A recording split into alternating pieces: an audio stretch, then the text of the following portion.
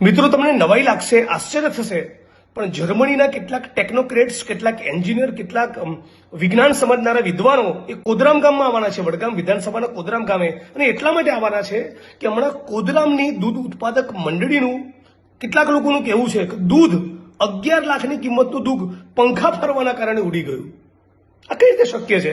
એટલે જર્મનીના, દેશ દુનિયાના, યુરોપના બધા એક્સપર્ટ્સ, બધા તજજ્ઞો, વિજ્ઞાન સમજનારા માણસો, એન્જિનિયર્સ એ બધા કોદરામાં આવવાના છે અને દૂધ ઉત્પાદક મંડળીનું સ્ટડી કરવાના છે, ડેરીનો સ્ટડી કરવાના છે. કારણ એવું કયું ગણિત કામ કરે છે, એવી શું ટેકનોલોજી છે, એવા કયા આધુનિક પંખા છે કે એવા પંખા ફર્યા કે ખેડૂતોનું, દૂધ ઉત્પાદકોનું, મારી બહેનોએ, કોદરામ ગામની બહેનોએ કાળી મજૂરી કરીને આંચળ વહેલી સવારે પશુઓના દોઈને જે દૂધ ભરાયું એવું 11 લાખની કિંમતનું દૂધ પંખા ફરવાના કારણે ઉડી ગયું અને ખેડૂતોનો નફો, દૂધ ઉત્પાદકોનો નફો એ સાફ થઈ ગયો.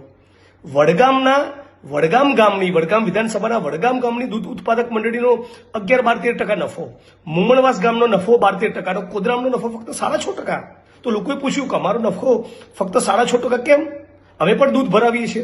તો જવાબ મળ્યો, પંખા એવા ફર્યા કે 11 લાખની કિંમતનું દૂધ ઉડી ગયું. તો આ કઈ રીતે શક્ય બન્યું એ જાણવા માટે યુરોપના બધા કેટલાક વિદ્વાનો અને ટેકનોક્રેટ્સ એન્જિનિયર આવવાના છે કોદરામ. ચોરોનો ઓળખી લો હવે. અને હું તો સરકારને અપીલ પણ કરું છું કે આ ટેકનોલોજીનો ઉપયોગ આખા વાવ, થરાદ, સુઈગામ પંથકમાં કરો. હજારો લાખો લીટર પાણી લોકોના ઘરમાં, લોકોના ખોરડામાં, સ્કૂલોમાં, આખા વિસ્તારમાં ભરાયેલું છે.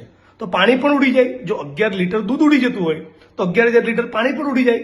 અને મારી નરેન્દ્ર મોદીને, માનનીય પ્રધાનમંત્રીને વિનંતી અને અપીલ છે કે આ ટેકનોલોજી, આ ખાસ ટેકનોલોજી જે કોદરામની આગવી ઓળખ છે, એ દેશની બહાર જવી ના જોઈએ. એને સાચવી લેજો.